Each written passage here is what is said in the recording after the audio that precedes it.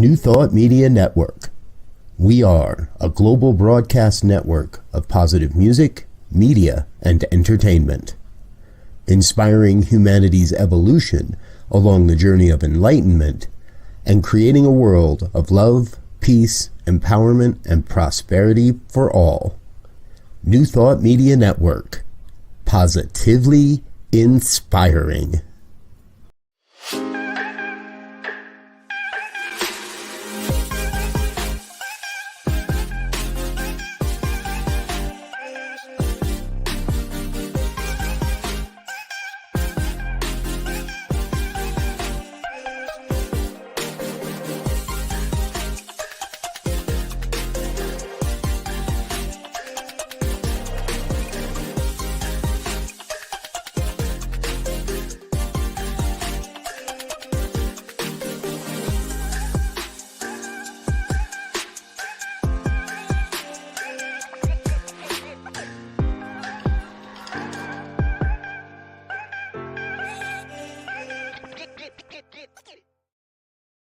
And hello again, dear ones. Dr. Robert with you here on the New Thought Media Network. And this is one of those special shows.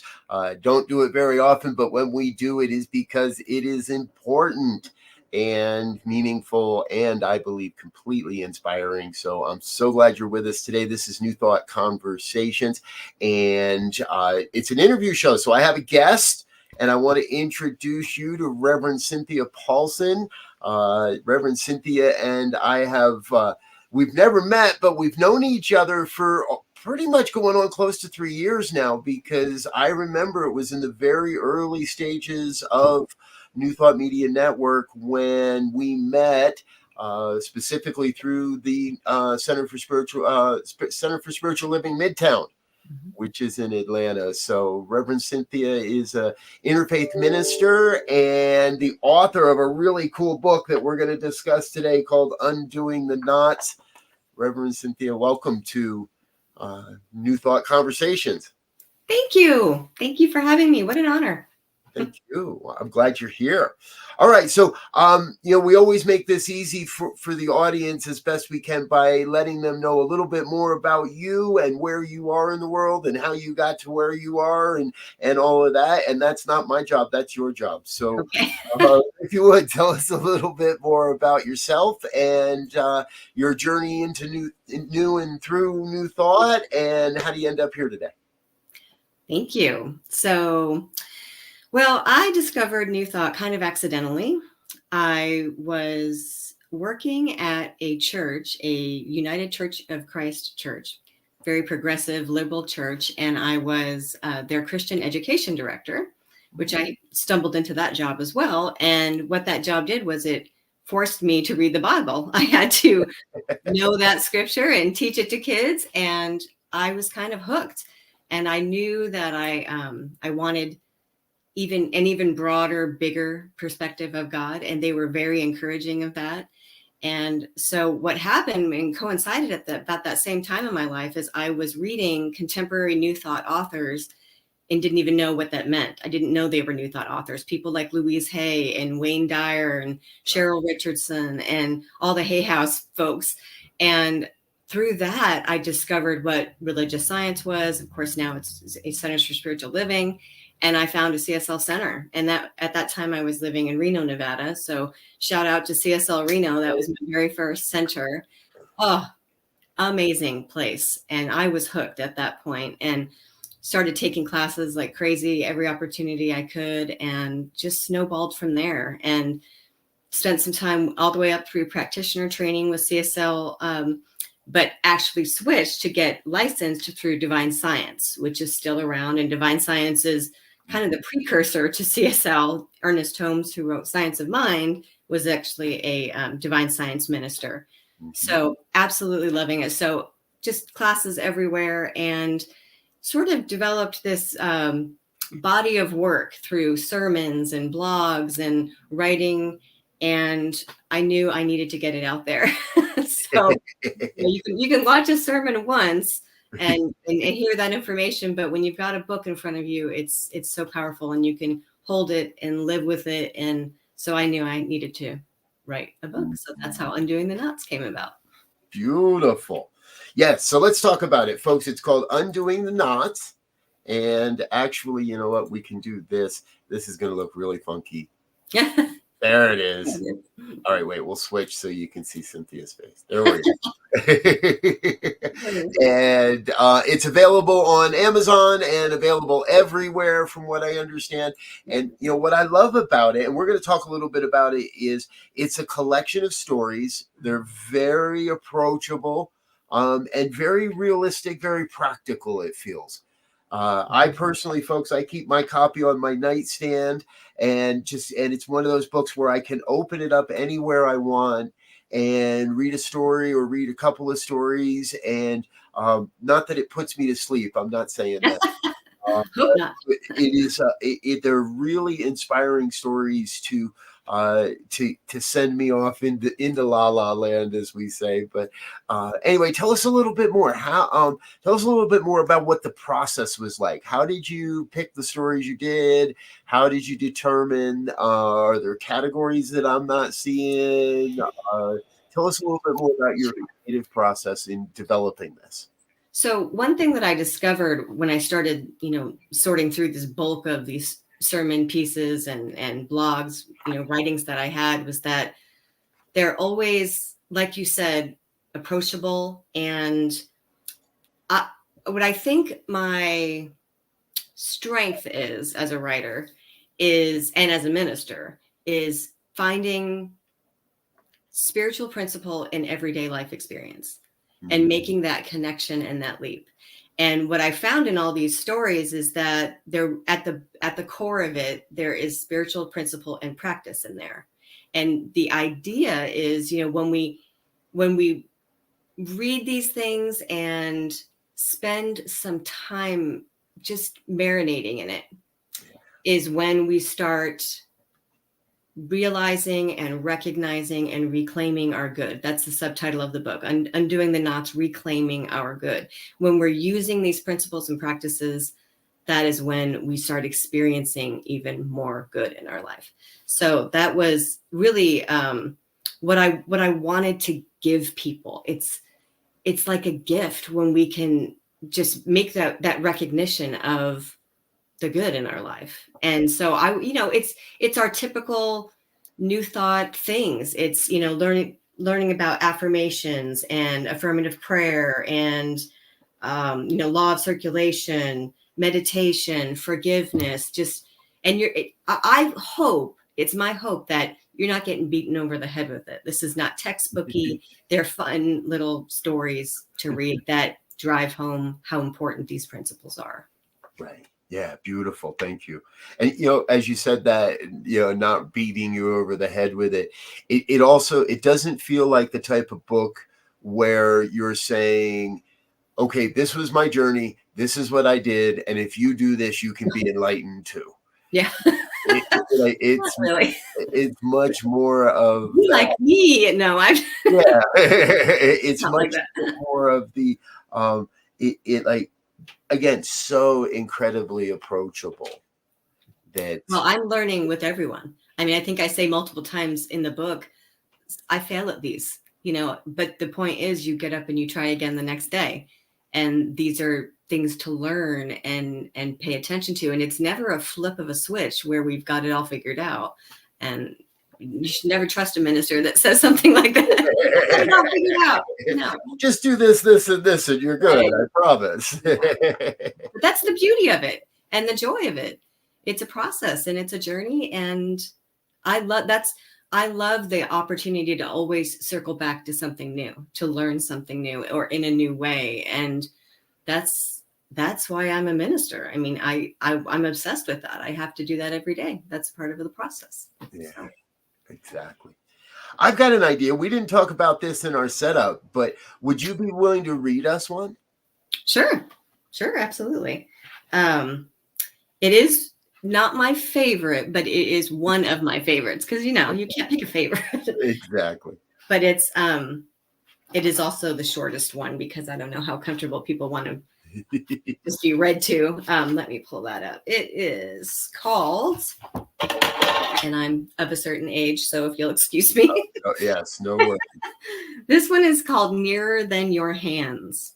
And the principle is unity with the divine. Mm. I'm good friends with a married couple. The husband told me about a conversation he had recently with his wife.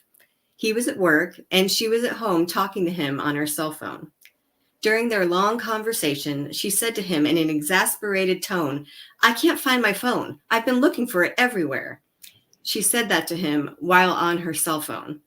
Now, at this point, he had a couple of choices. He could have said, "You're on your phone, you nitwit," but he did not. Instead, he feigned concern and said, "Really? Where did you have it last? Did you leave it in the bedroom?" I forgot to mention that he thinks he's hilarious. For a good 10 minutes, they discussed in all sincerity, while on the phone, all the possible places she could have left her phone. Finally, he suggested she check her hand. This woman is my friend, and I assure you, she is perfectly intelligent.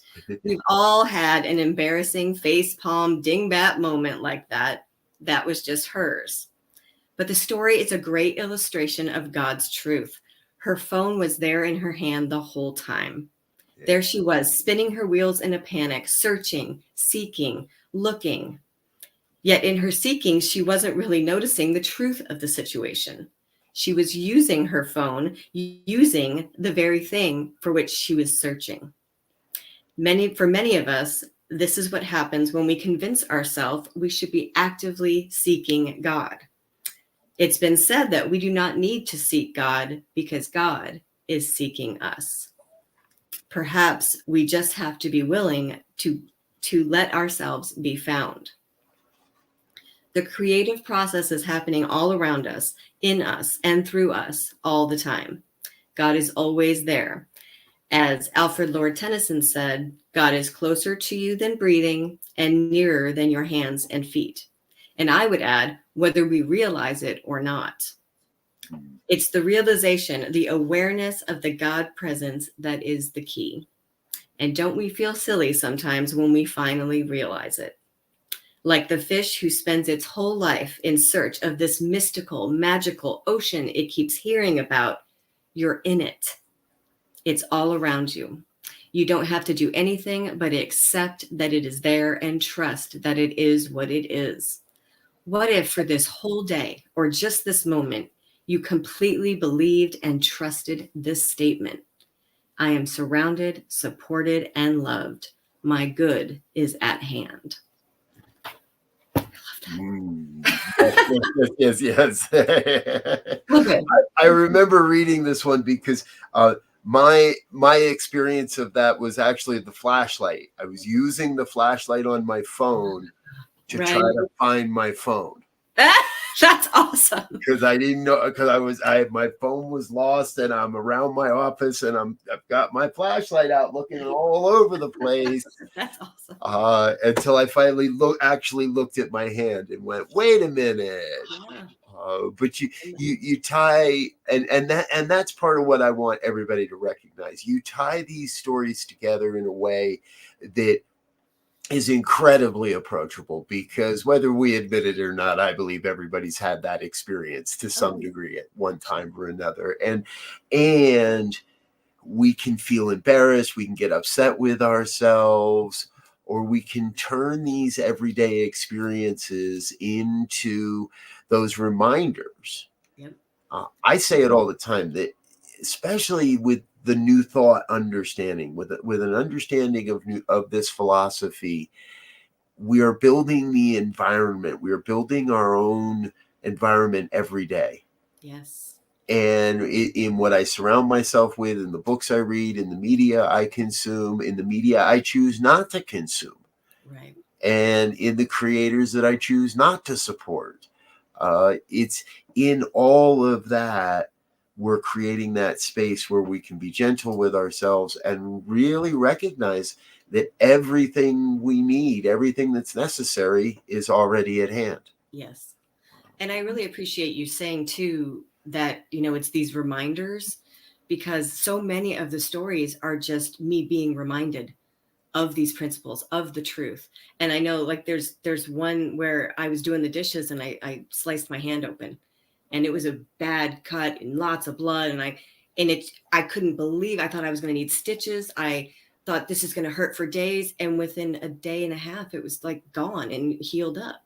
Oh, right. Because our bodies heal. That's the nature, nature, And so, yeah, we're always circling back to that truth. I love it. Beautiful. Thank you. Now, throughout the book, you do have some categories in here. I'm not sure. I haven't really looked to see if they all, how many are in each one, but each story, you kind of let us know a little bit more about the spiritual principles that are involved. Tell us a little bit more about that journey and how you came to make those decisions. Right. Well, that actually was the hardest part, was figuring out what is the crux of the story? What are we really trying to say? And what is the principle or practice? Because some of them are about, a spiritual principle, and some of them are a practice to do. There are some meditations in here that I've written for people, for instance. And there's also acknowledgement of some like rituals, like communion. In New Thought, there's not really much communion that happens as far as like the elements and but that's a faith ritual, that faith traditions practice, and that's still something we can all do. I mean, one of the I feel like one of the important points of this book is the interfaith aspect, and God is always bigger than we think. God is universal. So I say multiple times in here that, whatever path you are on is the right path. If if that is the path that works for you, and that to me is a New Thought idea. The idea that, we're building a world that works for everyone. And that includes our path to the divine, to God.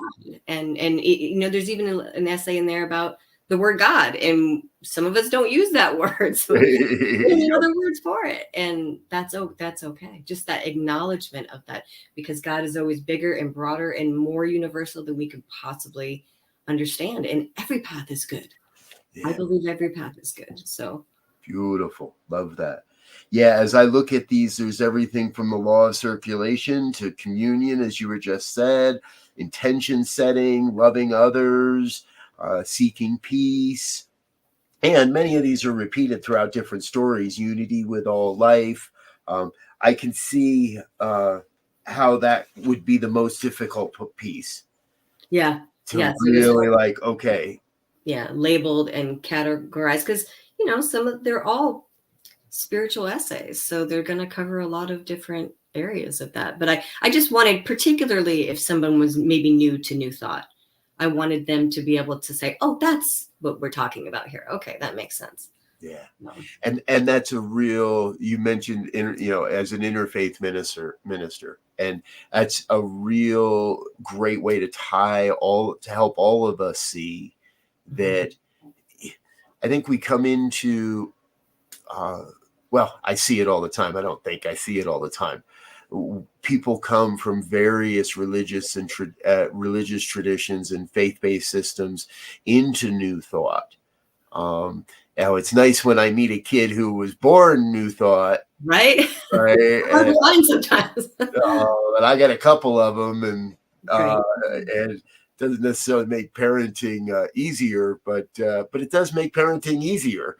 So, but anyway, excuse me, I get off the topic here. What I'm trying to say is that it's relatable to the various traditions. And you can see, if you're looking, you can see your interfaith training coming through in that. Right. I'm with you. There's a lot of people that won't go anywhere near the word communion in New Thought circles, and yet we teach a philosophy that says it's all one. Right. Yes, exactly. It's all leading to the same place. I mean, there's lots of little comments in the book, I think I believe it was a Hindu line, quote, that says there's many paths up the mountain, and the only person that's wrong is the one running around telling everyone they're on the wrong path. we're all going to the same place. Yep. Yeah, I love that. God is always bigger than we think. And I'm sure even that guy running around telling everybody they're on the wrong path will find his path eventually. Absolutely. Just a matter of, again, how quickly do we want to get there, really? Right. So do I surround myself with the writings, with the trappings, with the icons and the reminders that, hey, this is a game of oneness. We're all in this together, and we're moving forward. So, all right, we're going to ask the question that we kind of you sort of already alluded to it, but do you have a favorite?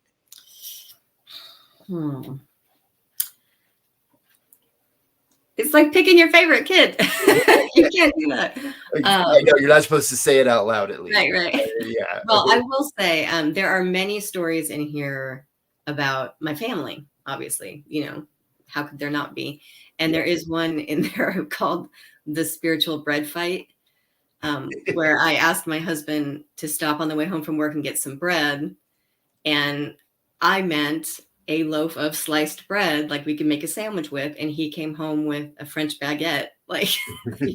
And so from there, the whole story spirals into, well, if bread can be so misunderstood, surely the word God can be very misunderstood too. And, as an interfaith minister, I love learning about other people's spirituality and what they practice. And I mean, for quite a while, I had what I called an at-home group.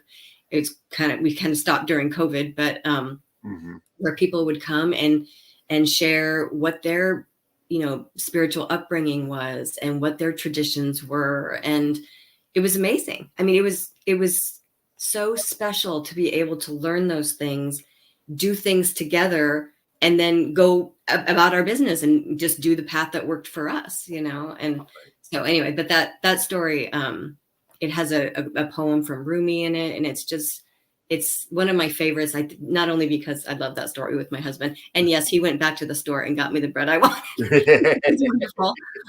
It's so silly, but yeah, that one in particular just really, because it's a story with my husband, and it just demonstrates how beautiful it is to let God be universal for us all. Yeah. So. Yes. I remember reading that one as well. Yes, a great story. And I remember thinking, yep, I'd go right back to the store. I'd be like, okay, I'll be back. Turn around. I'll go get you what you really want. Yes. But next time, just remind me of what you really want, please. Yeah, now I know. Specify. But that is a great story, and it really does tie into, if we are not specific about what it is that we desire in our lives, we're going to get the base of our default thinking. Yeah. And if all I know is, bread means a nice loaf of baguette, then that's where my default thinking goes. So we want to make sure that we're responsive, we're specific, without placing an order. Yes. In our desires, in being open that the demonstration might be a little different than what we imagined, and we have that ability to say, this is what I really want. Well, and I think with regard to our spiritual life, I love, I've already said, I love learning about other people's faith and spirituality, but it can be something that we share. We're not separate. We do live in oneness. Yeah. So, and it's like, I think sometimes we just all go into our little church buildings and we just stay in there. But we can come out of the buildings and get to know each other, and it's all one God. That's just would be my goal. That's one of the reasons I'm a minister. I want people to see that it's safe to do that, especially in this world. It doesn't feel safe to do that, but it can be. I believe in the possibility of that. So yes. I just had one of those epiphany moments, and the divine just whispered in my ear that we need to make sure you're part of the contingent to the Parliament of the World of Religions the next time it happens. Absolutely. So That there would be was fantastic. there was one just this past year, and they have not released a date for a next one. But next time there is a convening, Spirit's telling me you need to be there. Absolutely. Yeah, I So, watched some of that online last time. It's amazing. It's a powerful, powerful thing that they're doing. yes, absolutely. All right. Now, so how do people stay in touch? You've got a website. Tell I us a little do. bit It's my there. name, CynthiaPaulsen.com, and it's with an EN, not an ON. Fantastic. Thank you. Yeah. And so there's a contact form on there if anybody wanted to reach out. The book is everywhere books are sold, Undoing the Knots. So. Yes. All of your favorite book outlets, folks. Anywhere you might find them. So I love mine. It really is. I can't. I'm not just saying that. I've got to keep saying it. And I've actually already told my wife that she needs to read it. But if it ends up on her books on her nightstand, I might not get it back. Right. So You know how that I'm working to finish the book and then let her have it for a while. Good. So. Perfect. Well, Reverend Cynthia, thank you so much for being with us today. It's great having a chance to talk with you. One of the things I always like to do before we do wrap these things up is just ask, is there anything we didn't cover? And any questions I didn't ask that you were hoping I might ask of you today? Let's see, I am a guest speaker quite a bit. So if there's any, spiritual leaders out there interested, I could certainly help with that. And I have a sermon coming up for CSL Midtown, December 24th, Christmas Eve. So Right on. Go to their website. I think it's cslmidtown.org. If you want to tune in, it's online. So. And I know you're somewhat of a regular at CSL Midtown, and they're partner with New Thought Media Network. So remember, folks, you can go to our YouTube archives, hit the playlists, and look for All Day Sunday playlist, or should be an CSL Midtown playlist in there as well. And you can scroll back and find Reverend Cynthia's past talks over at CSL Midtown as well. So. All righty. Well, thank you so much for being with us. I hope you can come back. We're going to have you on some other shows. I would love that. Get some other hosts bringing you in on their shows as well. So, folks, it is the holiday season. No matter when you're watching this, even if it happens to be June outside, you can still go order a book and send one to a friend. Thank you. On behalf of New Thought Media Network, I'm Dr. Robert. We're going to get out of here for now. Thanks for being with us. Please like, share, and subscribe.